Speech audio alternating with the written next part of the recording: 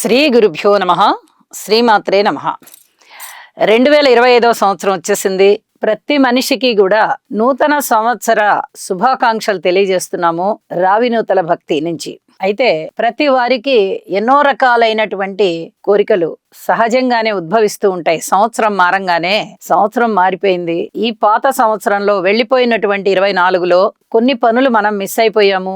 ఎంత కృషి చేసినా కూడా అవ్వలేదు. అలాంటివన్నీ కూడా 2025లో అవుతాయా? వివాహం అవుతుందా? కారు కొనుక్కోగలుగుతామా? ఖరీదైన సెల్ ఫోన్ కొనుక్కోగలుగుతామా? గృహము కట్టుకోగలుగుతామా? సంతానం కలుగుతారా? ఆరోగ్యం బాగుంటుందా? విదేశీయానం చేద్దామా? ఉన్నత విద్యలు చదువుకోగలుగుతామా? మంచి ఉద్యోగం వస్తుందా? ఇక ఈ కోరికల చిట్టాకి అంతు లేదు. అలాగ వెళ్ళిపోతూనే ఉంటాయి కోరికలు. ఇందులో ఏవి జరుగుతాయి అనేది క్వశ్చన్ మార్క్ కదా. అందుకని రకరకాలైన కోరికలు ఉద్భవిస్తూ ఉంటాయి. మనకి ఎకనామిక్స్లో చెప్తూ ఉంటారు, మానవుని కోరికలు అనంతాలు, ఒకటి తీరగానే మళ్ళీ తిరిగి ప్రారంభం అవుతూ ఉంటుంది అని. అలాగే కొత్త సంవత్సరం రావడం ఆలస్యం ప్రతి మనిషిలోనూ కూడా అనేక రకాలైనటువంటి ఆలోచనలు. ఈ సంవత్సరం మనకి ఈ పని అవుతుందా, ఈ పని అవుతుందా, ఈ పని అవుతుందా, ఈ పని అవుతుందా, అది అవుతుందా అవదా తెలియదు. కాబట్టి ఆ అవుతుందా అవుతుందా అవుతుందా అనేటటువంటి క్వశ్చన్ మార్కుతో అనంతమైన కోరికలు పుట్టుకొస్తూ ఉంటాయి.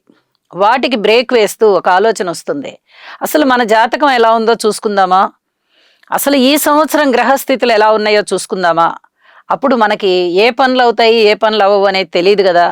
తెలిసిపోతుంది కదా, ఈ పనులు అవుతాయి అని తెలిసిపోతుంది, ఈ పనులు అవ్వవు అని తెలిసిపోతుంది అని చెప్పి ఎవరికి వారికి ఒక ఆలోచనలకి బ్రేక్ కలిగించేటటువంటి అంశమే జ్యోతిష్యం. ఇది అవుతుందా అవదా అనేటటువంటి ఆలోచనలు, అలాగ ఆలోచనల పరంపర వెళ్ళిపోయే కన్నా జ్యోతిష్య ప్రకారంగా ఇది ఎలా ఉంటుందో తెలుసుకుందాము అని చెప్పి అనుకోవడం చాలా చాలా మంచిది అని చెప్పి ప్రతి వారు కూడా ఈ జ్యోతిషం వైపుకి తొంగి చూస్తారు. అలా 2025లో ఏ గ్రహాల యొక్క స్థితులు మారి ఏ రాసుల్ని ప్రభావితం చేస్తున్నాయి అనేది చాలా సుస్పష్టంగా ఉంటుంది. కాబట్టి వాటిని తెలుసుకోవడానికి ప్రయత్నం చేస్తారు. అలాగే ఈ సంవత్సరం మేము ఏ పరిహారాలు చేసుకుంటే మాకు అనుకున్న పనులు అవుతాయి, వివాహం అవుతుందా, ఏ పరిహారం చేసుకోవాలి, కారు కొనుక్కోగలుగుతామా, ఏ పరిహారం చేసుకోవాలి, ఇలాంటి క్వశ్చన్స్ మళ్ళీ తెర మీదకి వస్తాయి.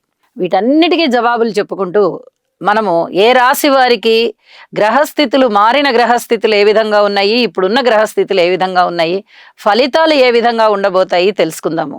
2025 సంవత్సరంలో మేషరాశి వారికి ఏ విధంగా ఉండబోతోంది. ముందుగా గ్రహస్థితులు ఇప్పుడు ఎలా ఉన్నాయి, తరువాత ఎలా మారుతున్నాయి, అంటే ఏ డేట్లో ఏ గ్రహస్థితి మారుతోంది అనేది తెలియచెప్పుకుందాం. గురువు గారి యొక్క స్థితి వృషభ రాశిలో ఉంటూ మే 15న మిథున రాశికి వెళ్తున్నారు. అలాగే శని గారి యొక్క స్థితి మార్చి 30 వరకు కుంభరాశిలో ఉంటూ మార్చి 30 నుంచి మీనరాశిలోకి వెళ్తున్నారు. ఇక రాహువు యొక్క స్థితి, వారు అపసవ్య దిశలో నడుస్తారు కాబట్టి రాశి వెనక్కి వస్తున్నారు. మే 20 నుంచి రాహువు గారి యొక్క సంచారము కుంభరాశిలో జరుగుతూ కేతువు గారి యొక్క సంచారము సింహరాశిలో జరుగుతూ ఉంటుంది. ఇద్దరు అపసవ్యంగా వెళ్తారు కాబట్టి వీరు కుంభరాశిలోకి వస్తారు, కేతువు సింహరాశిలోకి వెళ్తారు. గ్రహస్థితులు ఈ విధంగా ఉంటూ ఉండగా ఇక రాశుల ప్రభావం ఎలా ఉంది, ఏ రాశికి ఎలా ఉందో ఇప్పుడు చూద్దాము. మిథున రాశి వారికి ఆదాయం 14, వ్యయం 2. ఇంకా మనకి 2025 సంవత్సరం అంతా వీళ్ళు సంపాదిస్తూనే ఉంటారు. 2 చేతుల సంపాదన అని చెప్పుకోవాలి. వ్యయం అయితే చాలా చాలా తక్కువగా ఉన్న కారణం చేత మొత్తం మిగిలే కనిపిస్తోంది. ఆదాయం అత్యద్భుతంగా పెరిగిపోయింది. అలాగే రాజపూజ్యం 4. చూడండి, వీరి యొక్క కీర్తి ప్రతిష్టలు తారాపదానికి చేరతాయి. అవమానం వచ్చేటప్పటికి 3. మరి పళ్ళున్న చెట్టుకే రాళ్ల దెబ్బలు అన్న సామెతగా వీళ్ళు ఎంత ఎదుగుతూ ఉంటారో పక్క నుంచి విమర్శించేవారు కూడా అంతే ఎక్కువగా ఉన్నారు. అయితే అన్ని రకాలైనటువంటి జాగ్రత్తలు తీసుకోవాల్సినటువంటి పరిస్థితి కనిపిస్తోంది. ఇక్కడ మిథున రాశి వారి పరిస్థితి చూస్తే మే 15 వరకు వ్యయంలో ఉన్నటువంటి గురువుగారు మే 15 నుంచి రాశిలోకి వస్తున్నారు. ఇక ఈ ఒక్క గ్రహం చాలండి మనం చెప్పుకోవాలంటే. అద్భుతమైన ఫలితాలు అని చెప్పుకోవడానికి ఎటువంటి సందేహం లేదు. అలాగే ఇప్పటి వరకు కేతువు యొక్క స్థితి 4వ స్థానంలో చతుర్థంలో ఉండగా మే 20 నుంచి ఒక 5 రోజుల తేడాతోనే 2 గ్రహాలు మార్పు చెందుతున్నాయి. అలాగే రాహు కూడా మార్పు చెందుతున్నారు. అయితే కేతువు గారి యొక్క సంచారము తృతీయంలోకి వస్తున్న కారణం చేత ఇక ఆదాయానికి లోటు లేదు, సన్మాన సత్కారాలకి లోటు లేదు. అలాగే వ్యక్తిగతంగా వీరు చేసేటటువంటి ఏ పని అయినా కూడా పూర్తిగా అది ఉన్నత స్థితిలోకే తీసుకొని వెళ్తోంది వీరిని. అలాగే ఆరోగ్యం బాగుంటుంది, ఆలోచనలు బాగుంటాయి, అభివృద్ధి బాగుంటుంది, ఆదాయం బాగుంటుంది, శుభకార్యాలు బాగుంటాయి, సంతానం పట్ల చక్కటి ప్రశంసలు ఉంటాయి, సంతానం ద్వారా కూడా వీళ్ళు చక్కటి సంతృప్తిని పొందుతారు. ఏదైనా మంత్రోపదేశం తీసుకోవాలి అనుకున్నట్టయితే కూడా చాలా అనుకూలవంతమైన కాలము. అన్నదమ్ముల యొక్క సహాయ సహకారాలు ఉంటాయి. జీవితంలో ఎంత ఎదగాలి అనుకుంటారో అంతకంత ఎక్కువగా ఎదుగుతారు. అటువంటి స్థితి మిథున రాశిలో గురువుగారి సంచారం వల్ల మిథున రాశి వారికి అత్యద్భుతమైన ఫలితాలు ఇస్తున్నారు. మరి ఇక్కడ 10వ స్థానంలో రాహువు యొక్క స్థితి ఇప్పటి వరకు అంతంత మాత్రంగా ఉంది. ఇప్పుడు వారు 9వ స్థానంలోకి వచ్చేస్తున్నారు. 9వ స్థానంలోకి వస్తూ ఉండగా 9వ స్థానంలో సంచారం చేస్తూ ఉన్నటువంటి శని గారు 10వ స్థానంలోకి వస్తున్నారు. అంటే నవమ దశమాలు రెండు కూడా అంత పూర్తి శుభకరంగా లేవు. ఇప్పటి వరకు పరీక్షలు పెట్టేటటువంటి మిషతో శనిగారి యొక్క సంచారము ఇక్కడ పూర్వజన్మ పుణ్యము అనేటటువంటి స్థానంలో ఉంటూ ఉండగా 10మంలో రాహు ఉన్నారు. ఉద్యోగంలో అంత ఎక్కువగా అభివృద్ధి లేదు.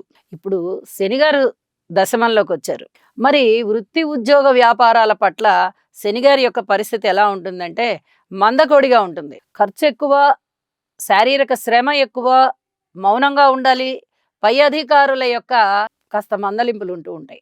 మరి నవమంలో రాహు దగ్గరికి వచ్చేటప్పటికి పిత్రార్జితాలు రావడం కష్టమవుతుంది. పితృవర్గ రీత్యా ఏదైనా దుర్వార్త శ్రవణాలు కానీ ఇట్లాంటివి ఏమన్నా ఉండడానికి అవకాశం ఉంటుంది. కాయ కష్టం ఎక్కువగా ఉంటుంది వీరికి కూడా. పూర్వజన్మకి సంబంధించిన పాపం ఏదన్నా ఉంటే అది అనుభవించే కాలంగా ఇప్పుడు తెలియజెప్పుకోవచ్చు. ఈ విధంగా అనేక రకాల కష్టాలే ఉంటాయి. మరి కష్టాలు ఉన్నాయి కదా అని వీరు ఎక్కువ కష్టపడతారా అంటే ఇక్కడ రాశిలో సంచరిస్తున్నటువంటి గురువుగారి వల్ల అనేక రకాల శుభాలు వీరికి ఉన్నాయి అని చెప్పి తెలియజేయడం జరుగుతోంది.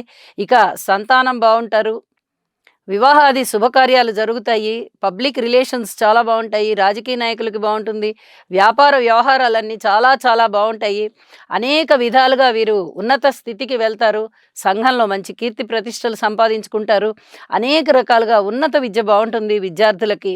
ఇక ఇది బాగుంటుంది అది బాగుండదు అని లేకుండా మిథున రాశిలో గురువుగారి యొక్క సంచారం చేత అందులోనూ ముఖ్యంగా ఇక్కడ మృగశిర, ఆరుద్ర, పునర్వసు 3 నక్షత్రాలు ఉంటాయి. ఇది కూడా చెప్పుకోవాలి మనం. ఈ 3 నక్షత్రాల్లో పునర్వసు నక్షత్రానికి సంబంధించి మృగశిరలో ఉంటారు. అక్కడికి లాభం అవుతోంది, మిత్రతార అవుతోంది. అలాగే ఆరుద్రలోకి వచ్చేటప్పటికి పరమమిత్రతార అవుతోంది. ఇక పునర్వసులోకి వచ్చేటప్పటికి చెప్పనే అవసరం లేదు, స్వయంగా వారి నక్షత్రమే.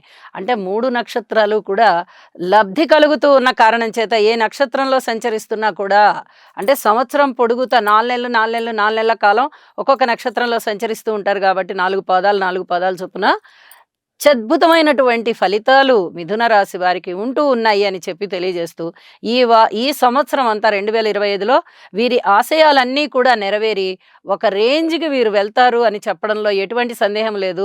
ధన ఆదాయం పెరుగుతోంది, కీర్తి ప్రతిష్టలు పెరుగుతున్నాయి. ప్రతి పనిలోనూ కూడా వీరు చేసేటటువంటి పని చేసే విధానం చక్కటి నిపుణత ప్రదర్శిస్తున్నట్టుగా ఉండి 10 మందిని ఆకర్షించుకొని అనేక విధాల అద్భుతమైన విజయాలు ఉంటాయని చెప్పడంలో సందేహం లేదని చెప్పి తెలియజేస్తూ ఇక శని గారికి, రాహు గారికి ఇద్దరికీ కూడా స్తోత్ర పారాయణాలు చేసుకోవడం చాలా చాలా మంచిది అని చెప్పి తెలియజేస్తూ మిథున రాశి వారు చెప్పిన పరిహారాలు చేసుకోండి, ఇంకా ఇంకా మీకు బాగుంటుందని చెప్పి సూచన చేస్తూ నమస్కారం.